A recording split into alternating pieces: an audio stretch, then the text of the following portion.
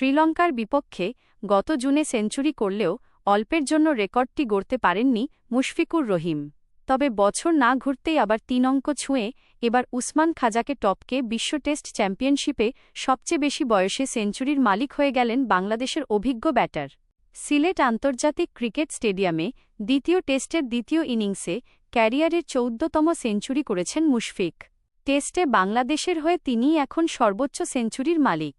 এই শতকের সৌজন্যে মুমিনুল হককে ১৩ টপকে গেছেন ৩৯ বছর বয়সী ব্যাটার।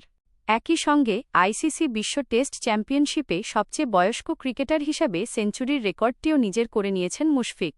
চলতি ম্যাচটি শুরুর দিন মুশফিকের বয়স ছিল ৩৯ বছর ৭ দিন। তার চেয়ে বেশি বয়সে চ্যাম্পিয়নশিপে সেঞ্চুরি নেই আর কারও।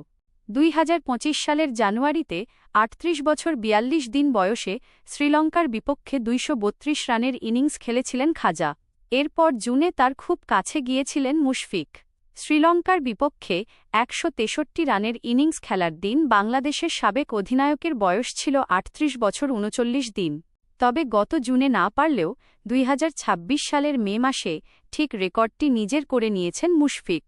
এর বাইরে টেস্ট চ্যাম্পিয়নশিপে সবচেয়ে বেশি বয়সে সেঞ্চুরির তালিকায় ৫ নম্বরেও আছেন তিনি।